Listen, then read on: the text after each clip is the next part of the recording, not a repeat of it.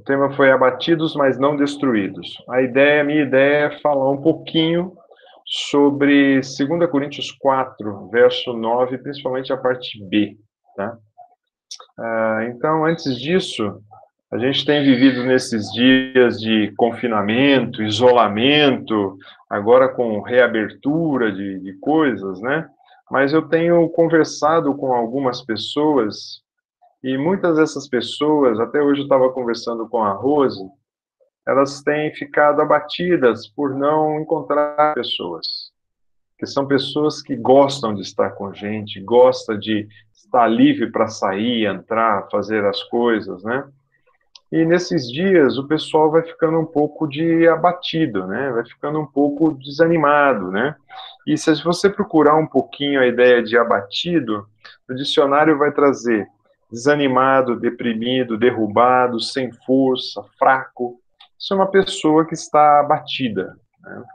Então você, às vezes a pessoa está abatida, você olha para ela, você percebe que fisicamente ela está abatida, né?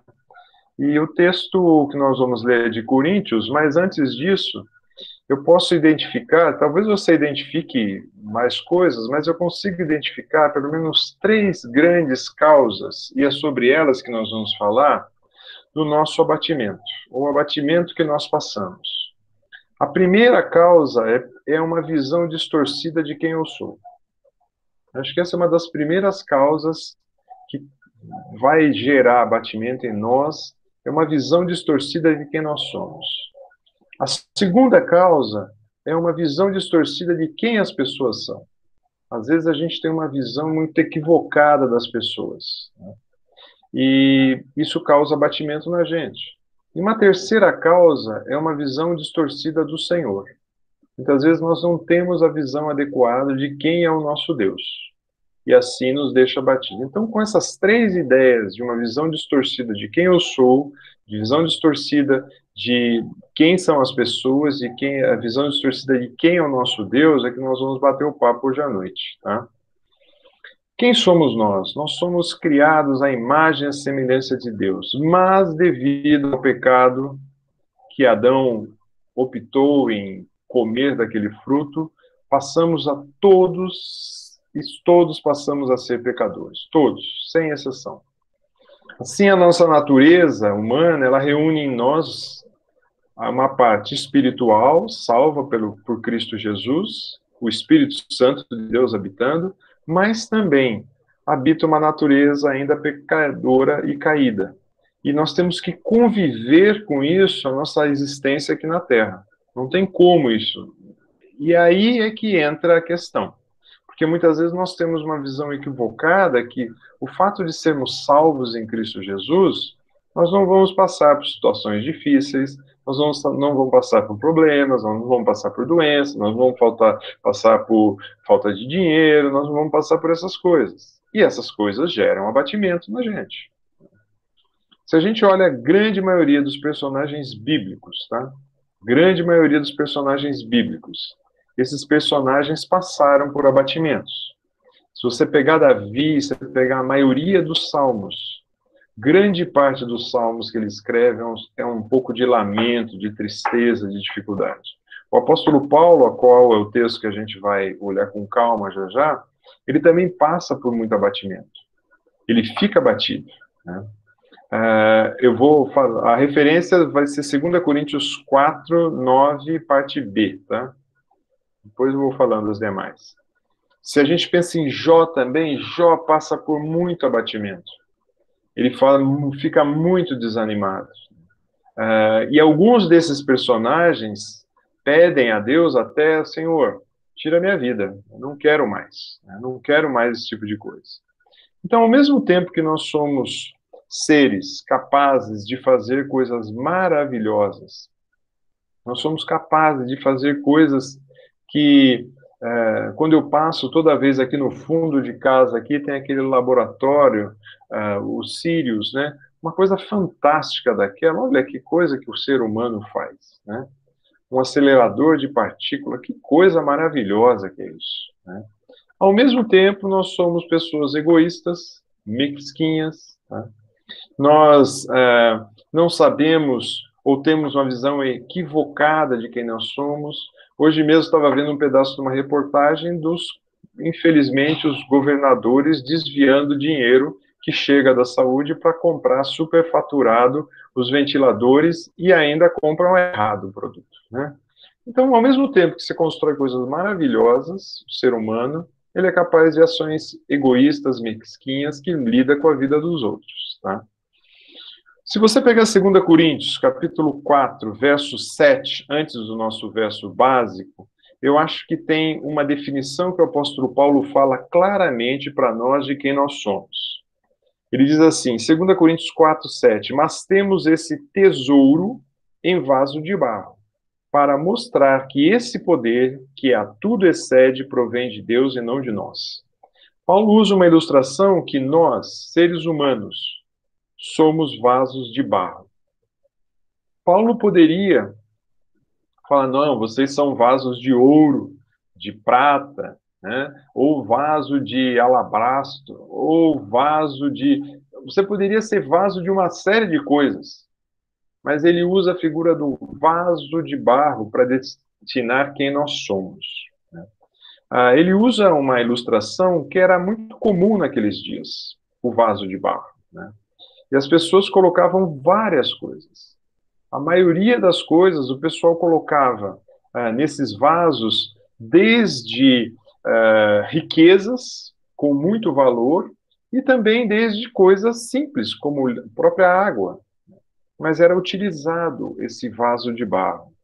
Assim, um rabino judeu costumava dizer: é impossível o vinho ser guardado em vasilhas de ouro e prata, mas no mais inferior dos recipientes, isso é, em vaso de barro, mas isso é em vaso de barro. Semelhantemente, a palavra da lei são guardadas apenas nas pessoas mais humildes.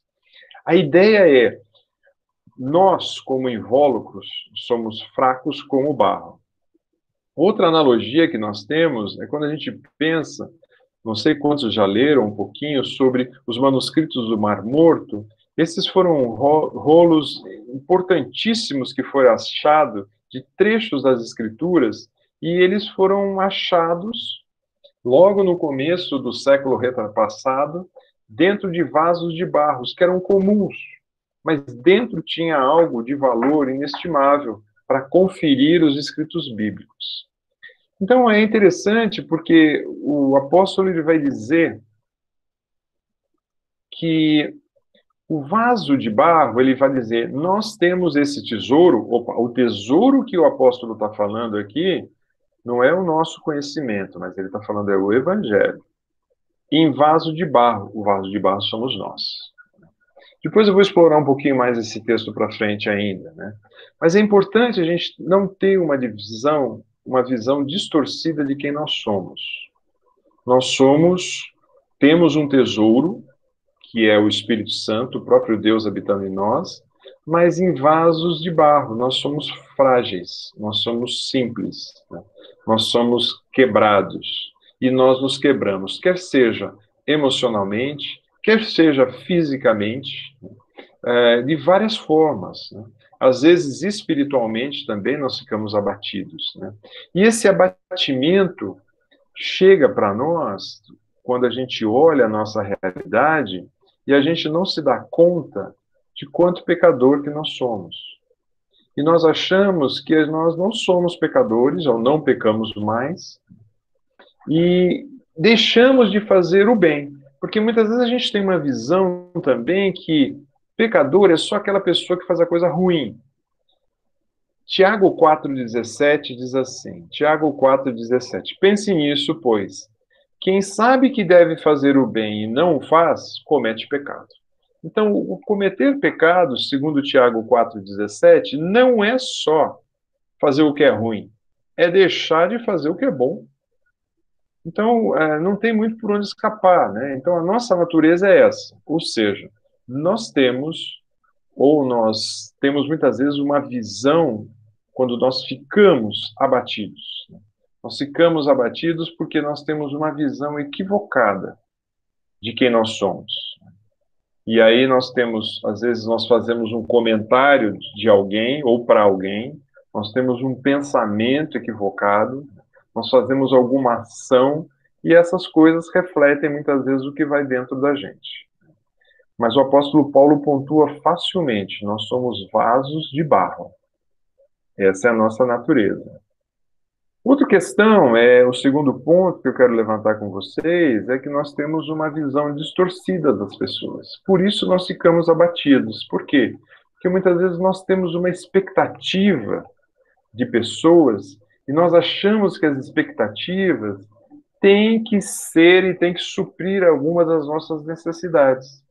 Então você espera uma ação, uma reação de tal pessoa, mas nós esquecemos também que essas pessoas são pecadoras. E muitas vezes isso é muito comum em casais, né? Você espera uma reação, uma ação do seu cônjuge e você esquece que ele é pecador. Mas ele é pecador também. Às vezes filhos, pais com filhos, filhos com pais, e isso gera decepção nas pessoas. E essa decepção nos faz muitas vezes ficar abatido, ficar frustrado. Puxa, mas eu podia esperar isso de todo mundo, menos de tal pessoa. Essa frase é comum acontecer. Para isso, Jeremias diz, lá em Jeremias 17:5, assim diz o Senhor: maldito o homem que confia no homem. Então, muitas vezes eu vejo, e eu dou uma passeada, às vezes, pelo Face, e vejo alguns amigos bravos com políticos, né? E políticos não cristãos, ou mesmo que se dizem cristãos, né? Aí eu acho que eles esquecem esse versículo. Maldito o homem que confia no homem. Então, se você está confiando demais que tal pessoa vai fazer tal coisa, o triste é que nós é que somos, de fato, o amaldiçoado nessa história. Né? E que diz ainda o texto, e que faz da humanidade mortal sua força, cujos corações se afastam do Senhor. Então, nós temos muitas vezes essa visão equivocada e nós esperamos de algumas pessoas um padrão ético, um padrão moral, um padrão espiritual, e quando ela não corresponde, aí nós ficamos abatidos, nós ficamos frustrados. É lógico, a gente espera isso, pelo menos de lideranças, de políticos, de irmãos na fé, mas a gente sabe que são pecadores, ou pelo menos precisamos saber dessa realidade. Tá? Paulo tem uma experiência muito interessante que é relatada em Atos capítulo 15, do verso 36.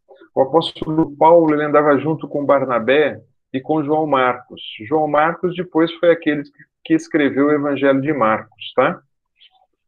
Diz assim, Atos 15, 36. Alguns dias depois, disse Paulo a Barnabé: voltemos agora para visitar os irmãos por todas as cidades nas quais anunciamos a palavra do Senhor, para ver como passam.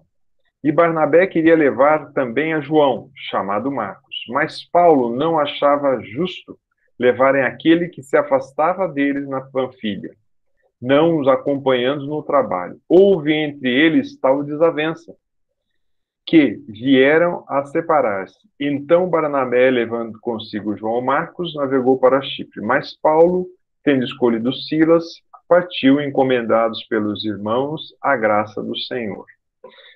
Veja bem, o próprio apóstolo Paulo tem um certo desentendimento com Barnabé, porque Barnabé queria que João Marcos fosse junto. João Marcos era um jovem ainda nessa época. E João Marcos tinha as suas inquietações e as suas debilidades como um jovem.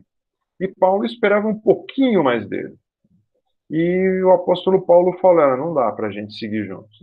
Então vamos combinar o seguinte: eu vou com Silas e você vai com João Marcos para outro lado. É interessante porque a gente pode ficar decepcionados ou tristes e falar: nossa, o próprio apóstolo Paulo, né, fez isso e separou isso deles, mas o bacana é que depois, se você ler mais à frente, em 2 Timóteo, o apóstolo Paulo solicita para Timóteo que envie, através de João Marcos, uma capa para ele e os livros. Ou seja, ele já tinha restaurado com João Marcos. Aqui não houve, do meu ponto de vista aqui, uma visão diferente de trabalho. E assim, e a Bíblia trata, houve entre eles tal desavença. Ou seja, uma certa frustração, um certo abatimento, uma certa tristeza com relação a outras pessoas. Um outro exemplo que eu quero dar também é quando nós pensamos e olhamos para o homem que reuniu em si poder legislativo, executivo e judiciário. Tudo debaixo da supervisão de Deus, que foi Moisés. Então, se você pegar Números, capítulo 20, verso 7, diz assim: Disse o Senhor a Moisés: Toma o bordão, ajunta o povo, tu e Arão, teu irmão, e diante dele fala a rocha, e dará a sua água. Assim lhe tirarei água da rocha, e darei a beber à congregação e os seus animais. Então Moisés tomou o bordão diante do Senhor, como lhe tinha ordenado. Moisés e Arão reuniu o povo diante da rocha. Moisés disse: Ouvi agora, rebeldes. Porventura faremos sair água dessa rocha para vós outros? Moisés levantou a mão, feriu a rocha 2 vezes com seu bordão, saíram muitas águas. E bebeu a congregação e seus animais. Mas o Senhor disse a Moisés e Arão: Visto que não creste em mim, para me santificares diante dos filhos de Israel, por isso não farei entrar esse povo na terra que lhe dei. São essas as águas de Meribá, porque os filhos de Israel contenderam com o Senhor, e o Senhor se santificou neles. O homem que esteve diante do Senhor, falava diretamente com Deus, Deus deu uma ordem para ele: fala a rocha. Ele estava meio irritado com o povo e ele resolveu bater na rocha. Por causa disso, ele não pisou na terra prometida, e nem todo aquele povo. Severo demais? Sim. Mas quando a gente pensa, e muitas vezes a gente coloca algumas pessoas como um ídolo para a gente tem que tomar cuidado. São pessoas e são falhas. Tá? A terceira visão é uma visão distorcida que nós temos do Senhor. Nós muitas vezes temos a visão de olhar para o Senhor como um fantoche, ou alguém que a gente consegue manipular, ou como os povos antigos, né? Antes do povo de Israel entrar na terra de Canaã, ou na terra de Canaã, ali tinha alguns deuses funcionais. Então tinha um deus para vir a chuva, tinha um deus para a colheita, tinha o deus da guerra. E muitas vezes nós imaginamos nosso Deus assim, né? Um Deus que ele vai fazer as coisas e esquecendo de quem ele é. E fazendo de Deus um Deus utilitário, como esses homens tinham no Velho Testamento. Ou muitas vezes a gente imagina e vê a cena e pensa assim: puxa, Deus perdeu o controle da situação, né? Ele não sabe o que a gente faz. Ele não vê as dificuldades que nós passamos. Alguns vão entender que, embora o grupo chamado deísmo, ou os deístas, eles são bem diferentes do que nós acreditamos. Eles acreditam que um Deus fez o mundo, mas ele entende que Deus fez o mundo, de certa forma, deu corda nesse mundo e deixou o mundo quieto, deixou o mundo rodar a seu bel prazer, não intervém mais nesse mundo. Um autor diz que Deus é como o relojoeiro que deu corda no relógio, por ele feito, e deixou para funcionar sem se interessar em intervir. Não é assim que é o nosso Deus. O nosso Deus, ele interfere na história. Então, se perguntar se você é um deísta ou um teísta, você fala que é um teísta, porque você entende que Deus atua na história e ele intervém na história. Ele hoje ainda está intervindo na história, quer seja pessoal como na mundial. Olha o que o Salmo 54 diz. Salmo 54, 4. Eis que o Senhor é meu ajudador, e o Senhor é que me sustenta a vida. A ideia de continuidade, e não a ideia de Deus fez e largou, e você que toque sua vida, de forma nenhuma. Para os filhos de Deus, o Senhor é que sustenta. Jó é bem interessante que Jó tem, quando ele passa por uma aflição, nos primeiros momentos, ele tem uma visão um pouco distorcida de quem era Deus. E Deus se apresenta a ele. Nós temos que lembrar também que Jó passou por um abatimento muito grande, né? Ele perdeu seus recursos, ele perdeu sua família, ele perdeu sua saúde, Ele perdeu tudo. E no verso 38 de Jó, capítulo 38, verso 4, Deus começa a indagar uma série de coisas para Jó. E ele pergunta assim para Jó: onde você estava quando eu lancei os alicerces da terra? Porque Jó começa a se queixar e Deus fala: onde você estava quando eu construí a terra? No verso 5 de Jó 38, quem marcou os limites? A ideia é: quem segurou a água até onde ela tem que ir e a terra onde tem que ficar? No verso 6, e os seus fundamentos? Quem represou o mar? Ou seja, Deus, de certa forma, está falando assim para Jó: olha, é, eu sou Deus, eu continuo atuando, eu continuo cuidando. Então Deus se mostra a ele. Assim, eu também fiquei pensando um pouco sobre alguns personagens bíblicos que foram abatidos, mas não foram destruídos. E um personagem que me veio à mente e foi um personagem entre Davi enfrentando Golias. A narrativa está em Samuel 17.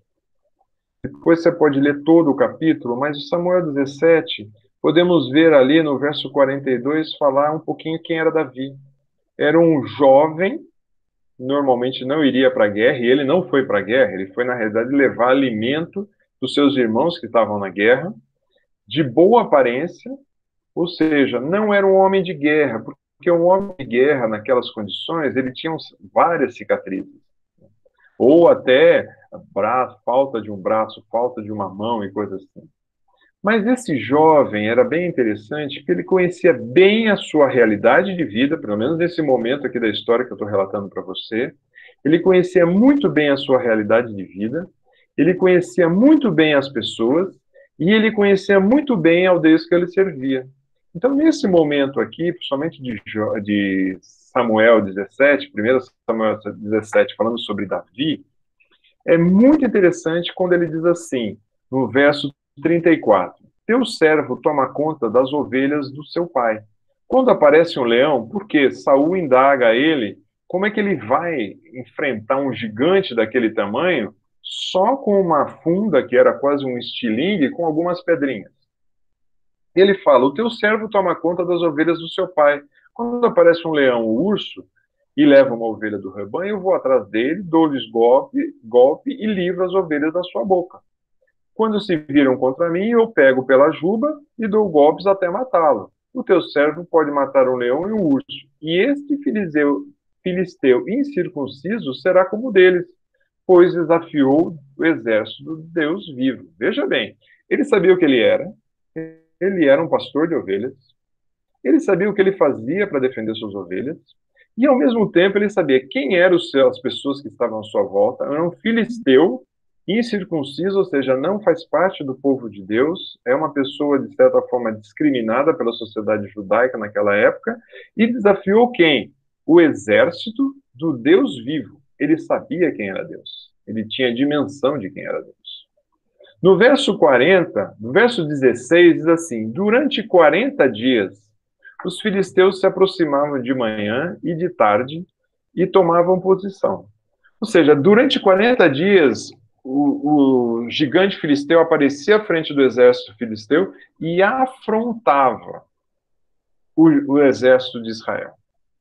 No verso 23 diz assim: enquanto conversava com eles, Golias, o guerreiro filisteu de Gate, avançou e lançou o seu desafio habitual, ou seja, todos os dias ele ia e desafiava se tinha um valente ali para lutar com ele.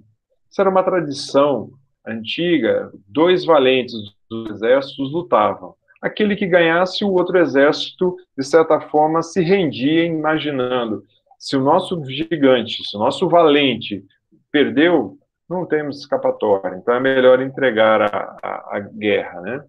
E no 24 no verso 24, os israelitas viram o homem e todos fugiam cheio de medo.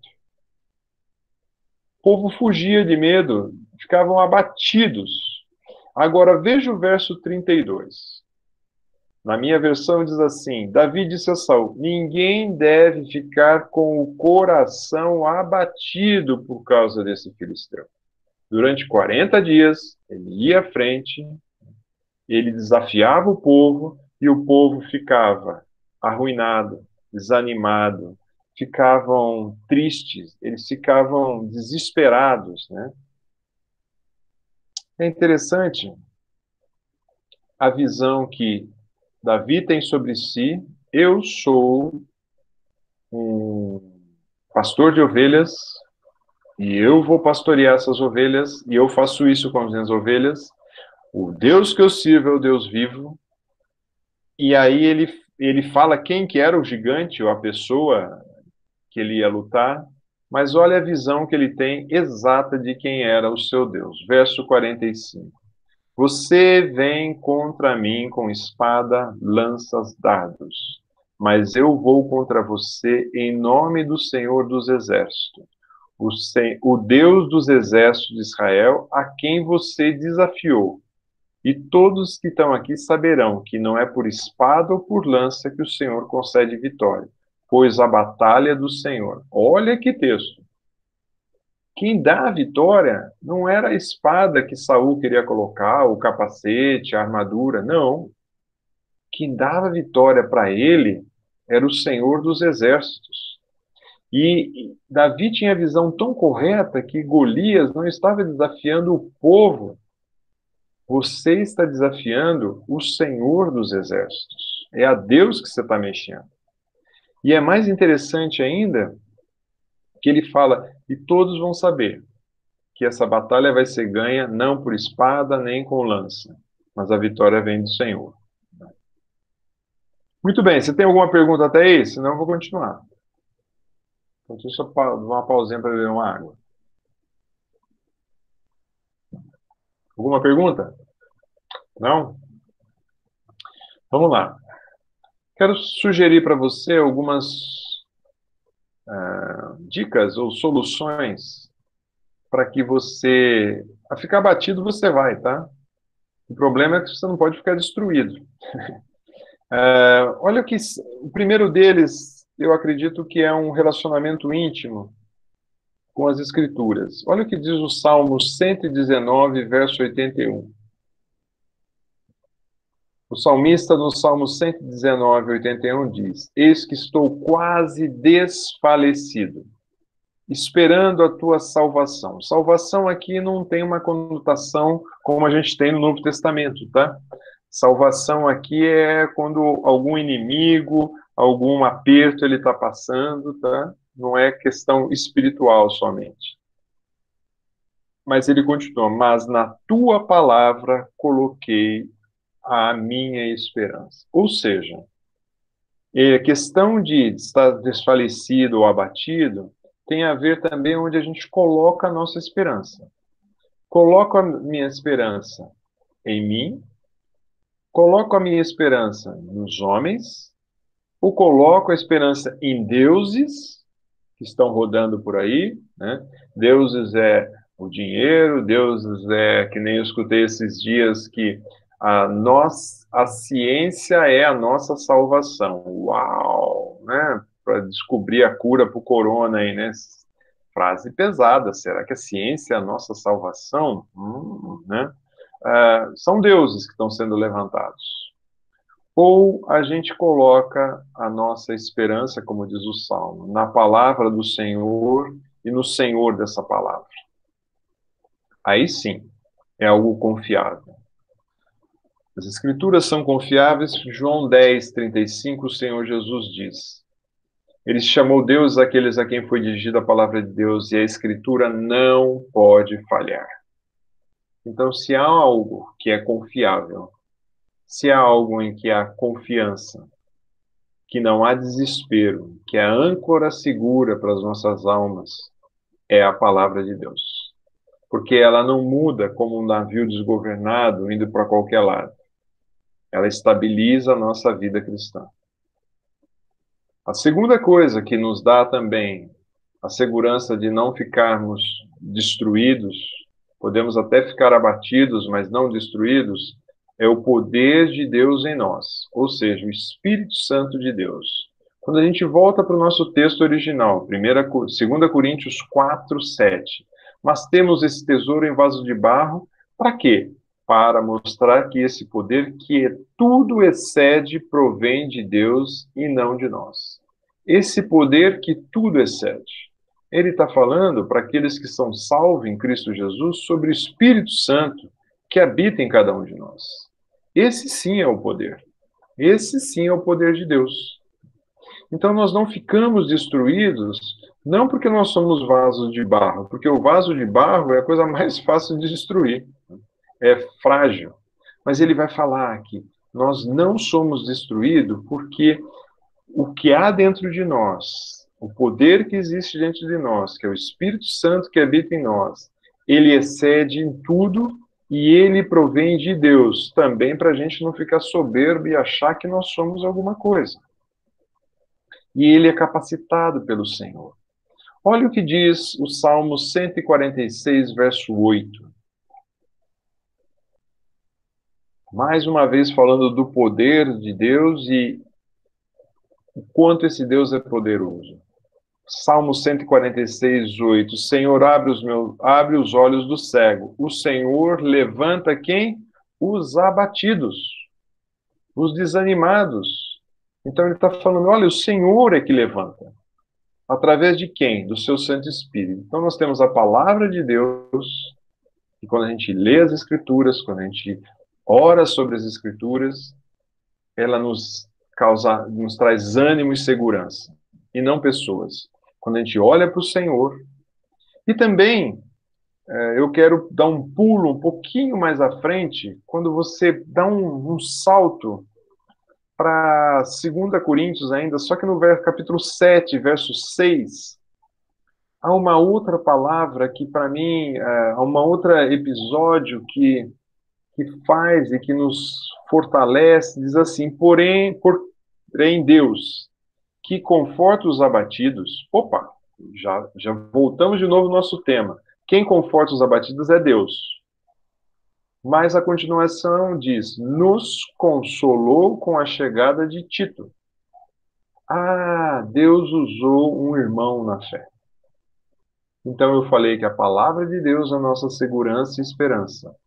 O poder de Deus, o Espírito Santo que habita em nós, esse poder que tudo excede, que provém de Deus. Mas também os irmãos da fé. Os irmãos da fé, eles devem nos ajudar a não ficarmos abatidos. Eles têm o poder de nos consolar, de fortalecer. E a palavra que consolar é paracaléu. Significa animar, exortar, impulsionar, confortar, encorajar. A mesma palavra, a mesma raiz da palavra paracaléu é usada para a gente quando o Senhor Jesus fala que ele vai ao Pai e ele vai enviar o Consolador, o Espírito Santo, ou o Paracletos, que tem a mesma raiz, que é o Consolador, o conforto. Então, como os irmãos podem nos consolar quando nós estamos abatidos? Muitas vezes uma ligação, muitas vezes uma mensagem, muitas vezes orar por esses irmãos e simplesmente dizer para eles, estamos orando por você. Se colocar à disposição. Olha, irmão, estou aqui à disposição. O dia que você quiser desabafar alguma coisa, estou aqui. Então, eu creio que esses elementos, nós vamos ficar abatidos? Vamos ficar abatidos, mas não destruídos. Agora, o nosso abatimento, ele vem também quando nós deixamos de ler a palavra, deixamos de usufruir desse Espírito poderoso que habita em nós e deixamos de usufruir da comunhão cristã. É lógico, você pode argumentar hoje, está difícil, né? Não dá para a gente sair e se encontrar com os irmãos, né? Não dá para abraçar, não dá para chorar juntos, né? Mas hoje nós temos alguns recursos tecnológicos que dão para fazer isso. Nós tivemos nesse sábado duas expressões muito bacanas, né, de gentileza de irmãos que vieram fazer visitas, né? Um, na realidade, veio fazer uma visita e falou: ó, estamos aí fazendo uma visita, vamos ficar de máscara e no jardim, né? E vamos ficar longe de vocês mais de 1 metro até 2 metros, né? Foi muito gostoso atendê-los ali, né? E depois outros irmãos vieram trazer de forma tão gentil um berço para a gente, que a netinha chegou com o Lucão, né? E Naila, e vieram trazer de forma tão gentil, e aqueles poucos minutos, né? Foi bacana, foi prazeroso da gente conversar um pouco, ver como é que anda, né? Então, essas coisas precisam acontecer, para que a gente não fique... E depois eu estava conversando com a Rose e falei assim, puxa, é gostoso a gente poder ver os irmãos e desfrutar um pouco disso, mesmo que seja pouquinho, né? Às vezes, aqui no bairro, normalmente eu vou caminhar final de tarde, vou dar uma corridinha, volta e meia tem um pessoal que mora por aqui. Pelo menos um oi, como é que você está, tudo bem, a gente consegue fazer, né? E se eles estão meio desanimados ou abatidos, aí eles podem falar, ó, liga depois, ou vamos conversar, né? Perguntas, questões sobre abatidos, mas não destruídos. O apóstolo Paulo foi muito abatido, tá? Mas ele não foi destruído em nenhum momento.